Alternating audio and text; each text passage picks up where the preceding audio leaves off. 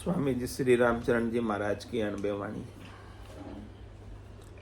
ग्रंथ राम रसायन बोध का पंचम प्रकरण चल रहा है। महाराज निष्कामता की बात बता रहे कि निष्काम जन कैसे होते हैं।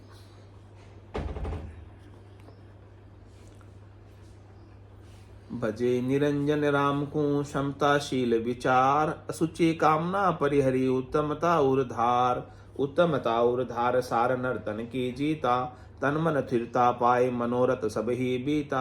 रामचरण ने काम जन मनसु विषयाटार, बजे निरंजन राम को समताशील विचार। यहाँ तक अर्थ हो गया था, इसके आगे चलते। न कामी निर्मल भया राम भजन से वीर, ओरा को उज्जवल करे जैसे निर्मल नीर। जैसे निर्मल नीर तपत तृष्णा सब खोवे, आनंद कार सदीव मिले ताही साता होवे। रामचरण चित एक रस पीवे अमृत सीर, न कामी निर्मल भया राम भजन से वीर। महाराज कह रहे हो कि निष्कामी ही निर्मल होता है, जिसकी अपनी कोई कामना नहीं, इच्छा नहीं, वासना नहीं, आशा नहीं, तृष्णा नहीं, मनोरथ नहीं, मनोकामना नहीं, संकल्प नहीं, विकल्प नहीं। ऐसा नैकामी निर्मल होता है। उसके मन में कोई विकार नहीं होता, दोगलापना नहीं होता, कपटता नहीं होती, कूड़ता नहीं होती। और कह रहे कूड़ कपट मन कामना जिनगट भजन न होई, जे करे तो सुखराम कह लोग दिखाओ जोई। कूड़ता कपटता कामना जिसके गट में है, वो महाराज कह रहे हैं कि भजन नहीं बन रहा उनसे, वो कर भी रहे हैं तो केवल दिखावे का। और कह रहे हैं कि राम भजन से वीर, सदगुरु से आप ज्ञान लोगे सतराम का, अविनाशी का, और फिर उसको याद करोगे, भजोगे, सुमिरन करोगे, तो उसमें उससे आपको नैकाम्यता और निर्मलता आएगी। और ओरा को उज्जवल करे जैसे निर्मल नीर। जिसे स्वरूप का बोध हो गया, सत का बोध हो गया, अविनाशी का बोध हो गया, तो स्वयं तो निर्मल हो ही गया, और दूसरों को भी वो अपनी निर्मलता की बात, ज्ञान की बात बताएगा, तो दूसरे भी निर्मल होंगे, उसका लाभ दूसरों को भी मिलेगा। जैसे निर्मल नीर तपत तृष्णा सब खोवे। जैसे निर्मल नीर से कचरा साफ हो जाता है, कीचड़ साफ हो जाता है, सब कुछ साफ करना चाहो साफ पानी से ही होगा। तो इसी प्रकार से महाराज फरमा रहे हैं कि जो ज्ञानी जन है, संत सदगुरु केवली भगवंत है, वो स्वयं अपनी तृष्णा को खोते और दूसरे की तृष्णा भी, सुखों की तृष्णा को मिटा देते। और फिर आनंद कार सदैव मिले ताही साता होवे। वो हमेशा आनंद देने वाले हैं, जहां मिलते हैं वहीं साता हो जाती है, शांति बरत जाती है, धीरज आ जाता है, संतोष आ जाता है। रामचरण चित्त एक रस पीवे अमृत सीर। उनका चित्त हमेशा एक रस रहता है। किसमें लीन रहता है? स्वरूप में, सत में, अविनाशी में, निरंजन में, निराकार में, अजोनी में, जन्मे में, और वो उसकी अमृत की सीर पीते हैं।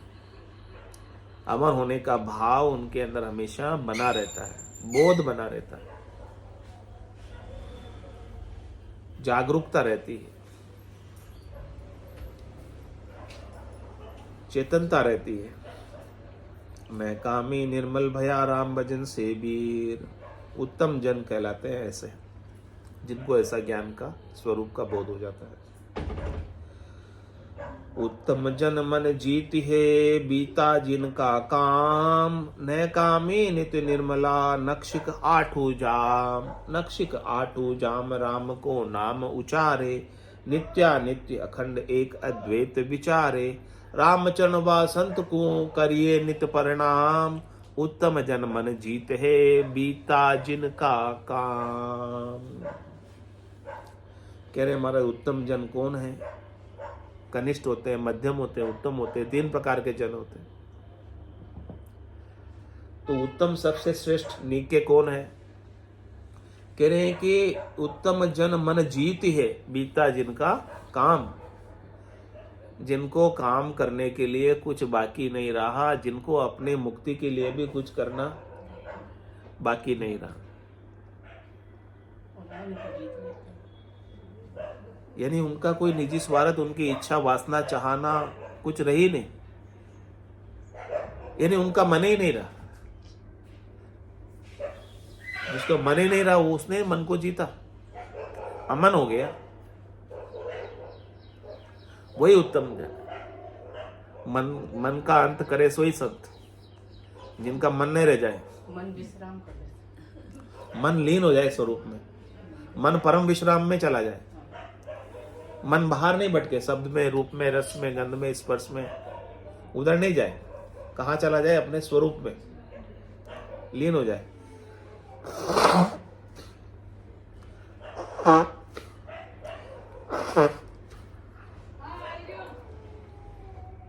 तो ऐसे नैकामी नित्य निर्मल नक्श काटू जाम, ऐसे नैकामी निर्मल रहते आठों जाम।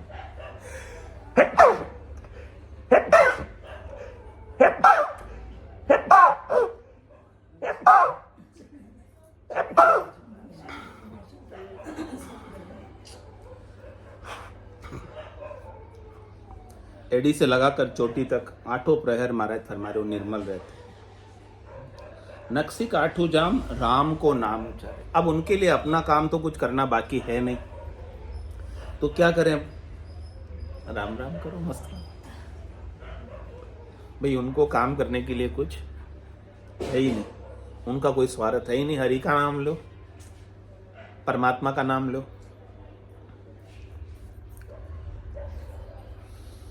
और वो राम कौन है, कह रहे नित्यानित्य अखंड एक अद्वैत विचार है। राम का विचार बता रहे हैं कि वो राम क्या नित्यानित्य है, नित्य और अनित्य सबके अंदर है।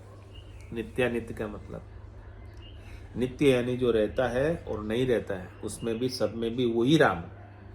यही आरती, यही पूजा, राम बिना दर्शे नहीं दूजा। राम के बिना दूसरा उनको कोई दर्शन में आता ही नहीं है। नित्य और अनित्य सबके अंदर वो एक ही ब्रह्म का विचार करते हैं।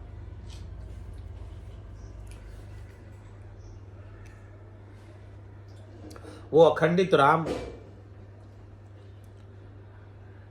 जिसका कभी नाश होता ही नहीं है, वो अद्वैत राम यानी दूसरा कोई होता ही नहीं। अद्वैत का मतलब राम के सिवाय दूसरा और कोई, स्वरूप के सिवाय, सत्य के सिवाय, अविनाशी के सिवाय दूसरा किसी का वजूद अस्तित्व ही नहीं है। और वो कौन है, स्वयं खुद। यानी सब जगह वो अपने ही स्वरूप को पाता है, सब में अपना ही रूप देखता है, अपना ही निज स्वरूप देखता है।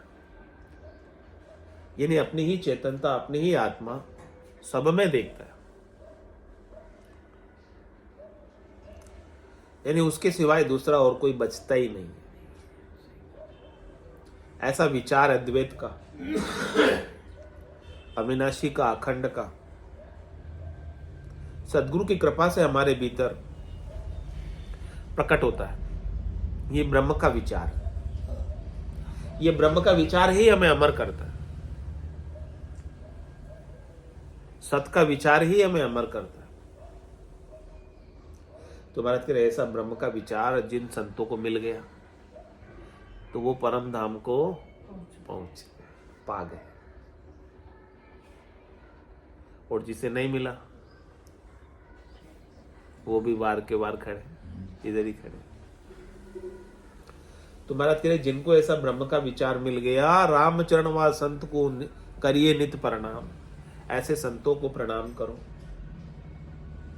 चरणासु चल जाइए, तन सेती प्रणाम करासु दत्तब कीजिए, मुखसु उचरो राम, मुखसु उचरो राम, मिनक जन्म लाओ यू लीजिए।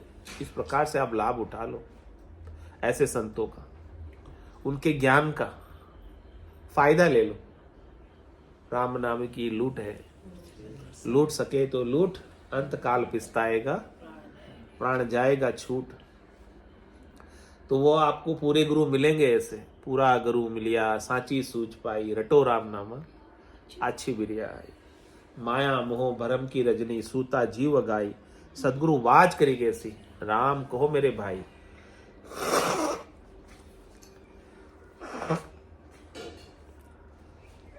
तो करे उत्तम जन मन जीत है, बीता जिनका काम।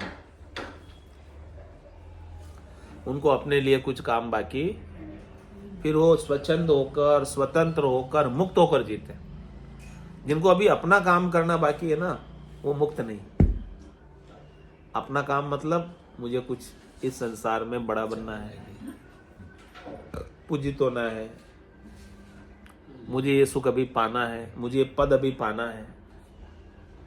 अरे भाई, जब आपने ब्रह्म का पद पा लिया तो ब्रह्म के पद से कोई बड़ा पद है? आपने जब परम पद ही पा लिया तो परम पद से कोई बड़ा पद है इस त्रिलोकी का कोई, जिसे पाने की इच्छा अभी आपकी बाकी रह गई? जब आप स्वरूप को जानकर, स्वरूप को पाकर, स्वरूप का बोध करके आप सर्वत्र हो गए तो आपको कहीं जाना बाकी रह गया? जब सभी जगह आप ही हो गगन सदृशम, तो आपको कहां जाना बाकी?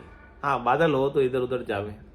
जब गगन ही हो गए, आकाशवती हो गए, तो अब कहां जावे? तो न तो कोई जाना बाकी रहा, न कहीं आना बाकी रहा, न कोई काम बाकी रहा, न कोई चाहना बाकी रही। काम कुलक्षण बीतिया जे न कामी जन, मन बच कायक वासना झाके तन न मन, झाके तन न मन बन ग्रह लखे समाना, हानि वृद्धि हर्ष शोक रहित नित एक बखाना, रामचरण बज राम को पाको कियो जतन, काम कुलक्षण बीतिया जे न कामी जन। पहचान बता रहे महाराज, परीक्षा कसौटी बता रहे, क्या परख करे, कैसे पता चले ये ऐसे जन्म में मिले? कह रहे कि महाराज काम कुलक्षण बीतिया, ये जितनी कामना, इच्छा, वासना, आशा, ये लक्षण अच्छे हैं नहीं है? अब तो समझ रहे थे अच्छे हैं, इनकी पूर्ति करनी चाहिए। तो महाराज जिसके कामना वाले कुलक्षण सब बीत गए, यानी नहीं रहे, अब कामना रही नहीं, वही नैकामी हुए। कामना है इसका मतलब नैकामी नहीं। मन बच कायक वासना झाके तन न मन, उनके न तो मन में है, न वचन में है, न काया में है वासना, उनके न तन में है न मन में है। कोई वासना रही नहीं, कोई आशा रही नहीं, कोई चाहना रही नहीं, कोई इच्छा रही नहीं, कोई विकल्प रहा ही नहीं। झाके तन न मन, तन मन क्यों धारते हो? अंतकाल में होती वासना, जहां में वासा पाया कै सुखराम वासना ऊपर। हाँ, मन भी वासना का बना हुआ है, ये तन भी वासना का बना हुआ है।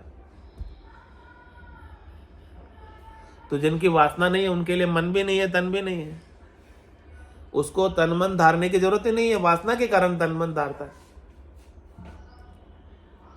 जहां के तन न मन, जिसका न तन रहा न मन रहा, यानी जिसका देहाध्यास छूट गया, जीवाध्यास छूट गया, न वो शरीर रहा न जीव रहा, जाके तन न मन बन ग्रह लखे समाना, फिर वो चाहे वन में रहे चाहे घर में रहे, उसके लिए सर्वत्र समान है। उसके ऐसा नहीं कि घर छोड़ के उसको कपड़े बदल के वन जाना पड़े परमात्मा प्राप्ति के लिए। घर में ही परमात्मा, जहां बैठा वहीं परमात्मा, स्वयं ही परमात्मा। और फिर हानि वृद्धि हर्ष शोक रहित एक नित एक बखाना, वो हानि के अंदर दुखी नहीं, लाभ के अंदर सुखी नहीं, कोई हर्षिता नहीं, कोई शोक नहीं, यानी हर्ष शोक से रहित हो जाता है, लाभ हानि से रहित हो जाता है, सुख दुख से रहित हो जाता है। कब होता है? नित्य एक बखाना, जब वो हमेशा अपने स्वरूप में लीन रहता है।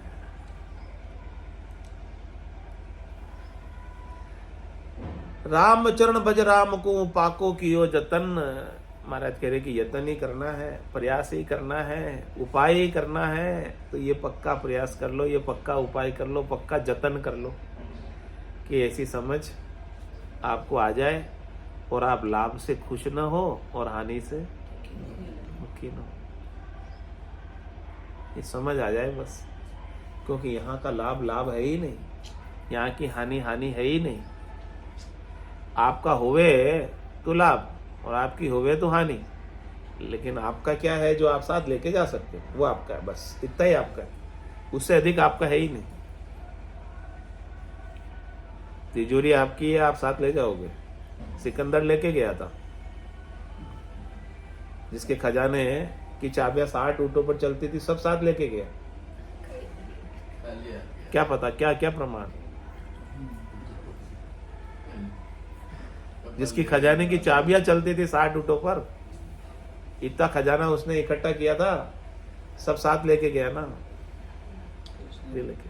हाथी बाहर निकाल दो। हाथ ही बाहर निकालते हैं बोलो तो जनाजे से उसका, बोल देखो मैं जा रहा हूँ, कुछ भी नहीं लेके जा रहा हूँ। तुम्हारे के वो जतन आप क्यों नहीं कर लेते? अभी से वो समझ जो सिकंदर ने लास्ट में आई थी, उसको अंत में आई थी, तभी तो कहा कि मेरे हाथ बाहर रखना, कि मैं कुछ भी यहां से लेकर नहीं जा रहा हूं। राम बचन बज राम को पाको कियो जतन, ऐसा जतन पक्का कर लो, ऐसी समझ अपने भीतर पक्की कर लो, बुद्धि पर विवेक जगा लो ऐसा।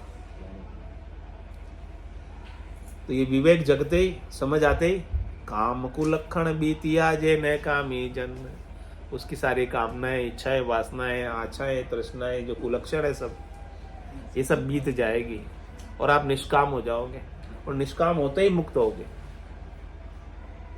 कामना ही तो बंधन का कारण है, चाहना ही तो बंधन का कारण है। चाह चूड़ी रामदास नीचा सुई नीच, तू तो केवल ब्रह्म तो, जो चाहना होती बीच,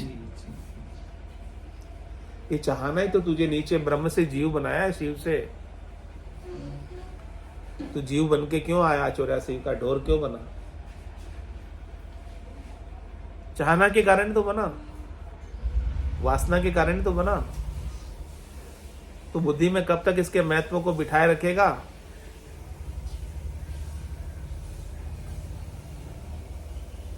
संसार के सुखों में महत्व बुद्धि होने के कारण ये देह धरता है। इस महत्व बुद्धि को मिटाओ और अविनाशी राम को भजो, सतराम को भजो, सुमिरन करो, याद करो, याद करते ही मुक्त हो जाओ। स्वामी जी श्री राम चरण जी महाराज की जय, राम निवास धाम की जय, सतगुरु देव की जय, सत्य सनातन धर्म की जय, सत्य भगवान की जय। राम जय राम राम महाराज, राम राम सा राम सा।